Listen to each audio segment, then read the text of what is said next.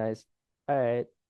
I'm gonna ask you a few questions. So, what was the inspiration of the script for Quest for the One True King? Actually, Teacher Nen approached me and asked me to write it for the school. It was initially inspired by a book with a similar theme where a prince would be traveling through an adventure to search for the one true king. But I did not have a copy of the book, so I said, why don't we just have an original story with that same concept? S- So it turned out to be the story that we're doing now. Oh, okay. So that's interesting. All right. So, for my question is, when did you originally start writing the script for the play? That was way back. Originally, I think September last year. September 2024. Yes, because we were supposed to do this. Yeah, I think it was supposed to be for the December. We were preparing it for the December show, but we were not ready. We had very little time to practice.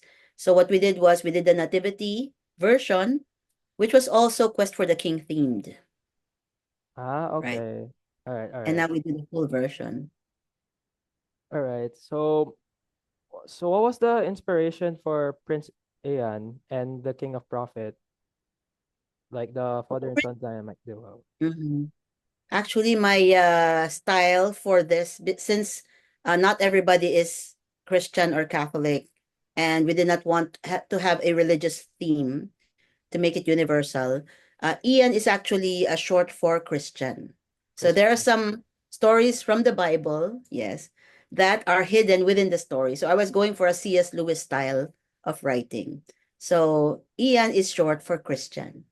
And if you notice, the star Enzo, the one that's Enzo is portraying, is named Chris. So Christian is divided into two What? people. Oh, so they're actually just it's one person, but then it's like Yes. two. All right. So what about Mm-mm. for the King of Prophet? What The about? king of prophet represents people who are um, distracted by the workforce. So they focus on working to make money and profit. Sometimes they forget what's more important. So he is a Oh, okay. reminder to the parents that there are more important things than just making profit and making money. So that's what he represents. All right. So that's interesting. I never looked at it that way. So for my fourth question, what was the concept behind the different kings in the story from the follow-up in that question? Actually, the other kings represent the seven capital sins. Okay. So Capital if you sins? look into, yeah, if you look into their name, um, the king of the forest is King Glutton Greed. So he represents gluttony and greed. Oh, Okay, that's why okay. he genetically engineers their food. Then he supplies to all the kingdoms. If he cuts them off, it he made them need him. So there Oh, is greed there and gluttony. And then the king of pleasure is what was his name? Procasti, Lustio Procasti.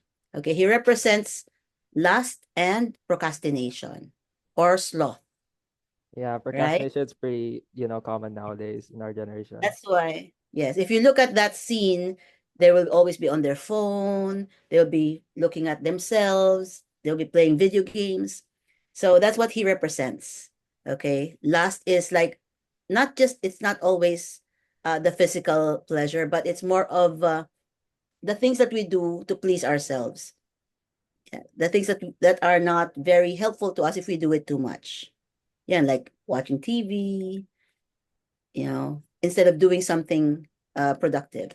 While the King of Power represents what is he? His name is Envy Wrath. So he is more of he doesn't want anybody else to be above him. That's why he's the King of Power. He envies people who go above him. And when they do go above him, he gets really, really angry. So he represents anger and envy. So, but for the King of Power scene in the play, why is it like the stock market out of all things? Why not like a computer room of the president's house or something? Why is it the stock market? because even governments are led by the economy.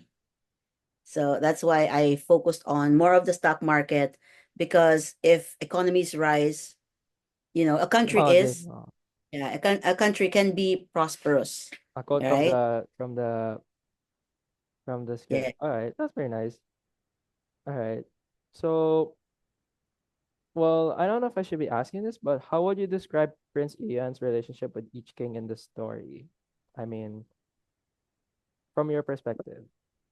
In his travel, he actually encounters a piece of himself every time he visits a king, Mm, right? yeah, I So noticed. as you see, when he visited uh the king of the forest, he saw his a part of himself where he was greedy, right? Because he cut off the trees and he wanted everything for himself. So he realizes at some point, every time he meets a king, he realizes a piece of himself that needs to be corrected, right? So when he met the king of pleasure, he saw that having too much fun is also bad. Yeah, with the roller coasters and all that. Mhm. And then when he met the king of power, he saw that having power isn't that great, especially if you're alone, Mm, right? Especially if you are hurting other people. So through his adventure, he gets to realize now he doesn't want to be those things anymore. That's why after the king of power, he says, I don't want to be these things anymore.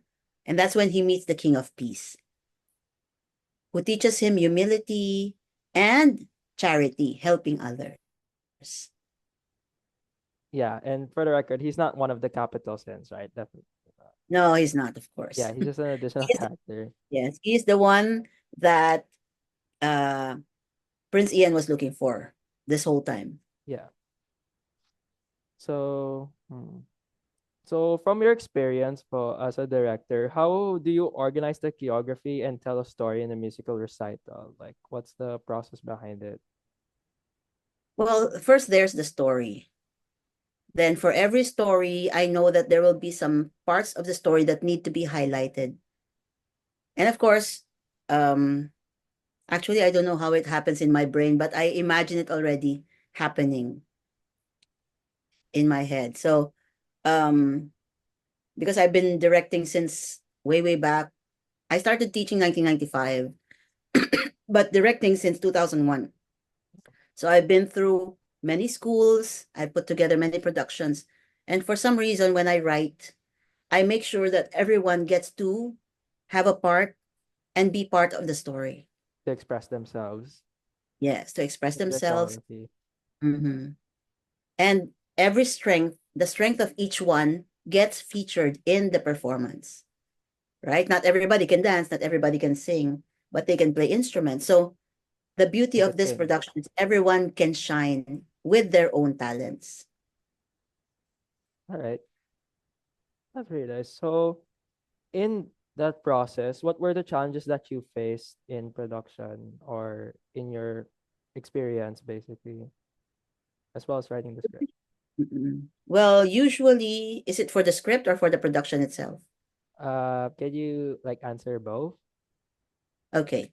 For the script, of course, it's a vision by Teacher Nen. Hmm. So what I do is I listen to what she wants to happen in the story.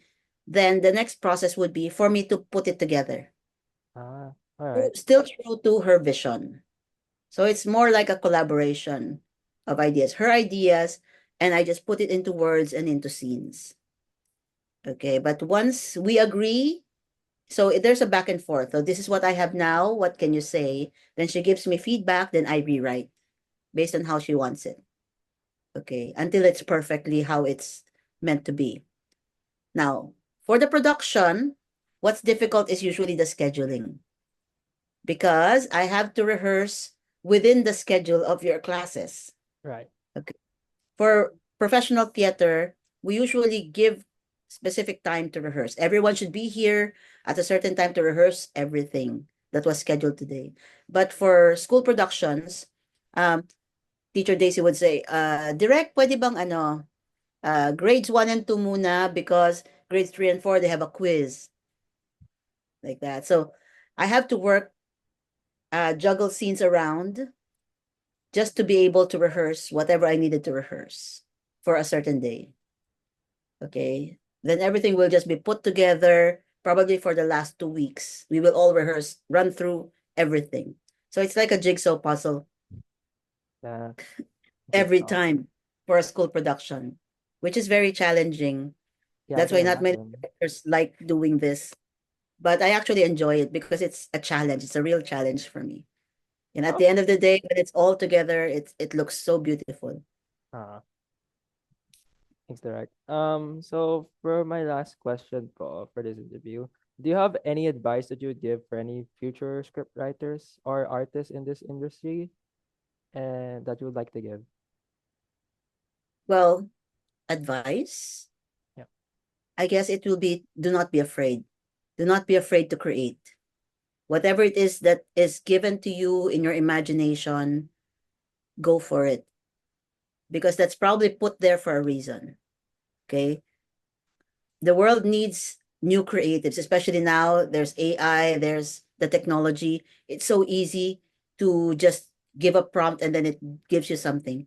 But ideas and imagination, that's what makes us human. Mm, Y- yeah, We I need agree. more creative people. That's what makes us different from the technology, the things that technology can do. Yeah, So do not it's be about the afraid. passion. Yes.